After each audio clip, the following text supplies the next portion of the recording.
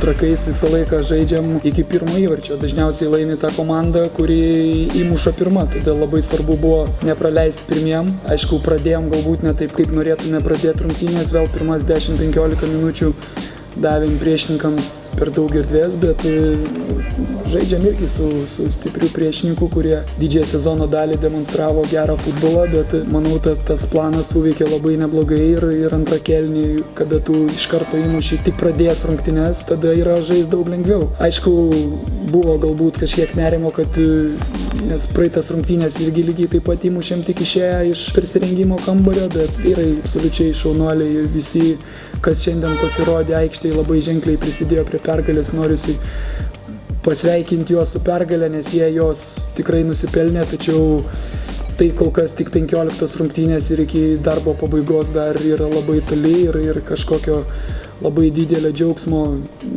nėra, nes už 2 dienų vėl turim taurės rungtynės ir vėl turim ruošti savo svarbiausiam, galima sakyti, turnyrui, tai Čempionų lygai. When I was 70, I played my first game in Partizan like this. I came in 75 minutes, in 76 I scored. It was same today. I was few minutes on pitch. After that I scored the goal, and I want to thank club because they give me chance. I want to thank to coach, to my teammates, because they believe me, and after 3 days in Vilnius I have chance and I do it good. Kaip aš jau esu sakęs anksčiau, Žalgiriui labai yra svarbu ir mes žaidėjus atrenkam didžiąją dalim dėl to, kad žaidėjas gali žaisti ne tik tai vienoj pozicijoje.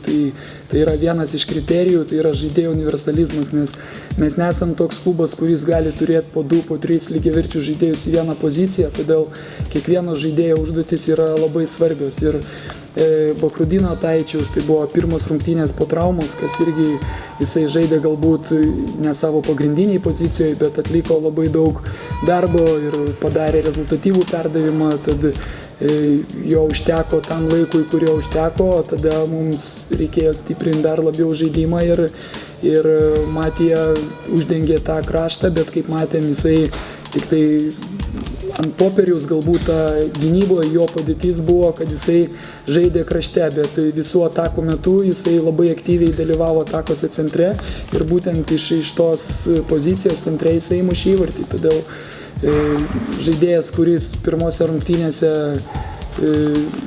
supranta iš karto komandos draugus ir sugeba žaisti kombinacinį futbolą, jisai yra geras žaidėjas.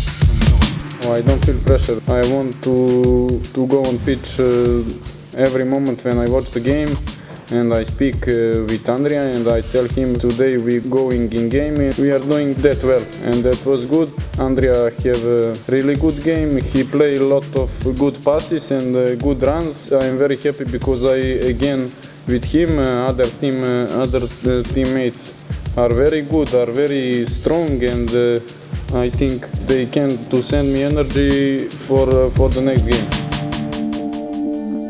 Turim keletą žaidėjų, kurie papildė komandą, tad labai svarbu yra juos įtraukti į kolektyvą, kad jie pajustų vienas kitą, pajustų atmosferą komandai tiek persirengimo kambarį, tiek aikštėje. Yra taip, kad jie atvyksta nelikus labai daug laiko iki Čempionų lygos, todėl kiekvienos tos rungtynės pasiruošti ją yra labai svarbios.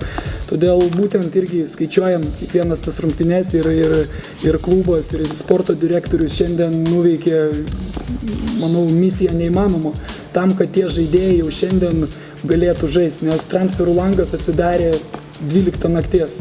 Ir tai, kas buvo padaryta, kad jie galėtų išeiti šiandien į aikštę ir galėtų jau debiutuoti, tai čia, kaip ir sakau, yra misija neįmanoma, kuri buvo padaryta. Todėl kiekvienos likusios rungtynės iki Čempionų lygos mums yra labai svarbios, tiek draugiškos, tiek oficialios, todėl mes dėsim visas pastangas, kad žaisti jose kaip galima geriau ir kiekvieną dieną gerinti žaidimą ir be abejo visose tose rungtynėse tikslas yra tik nugalėti.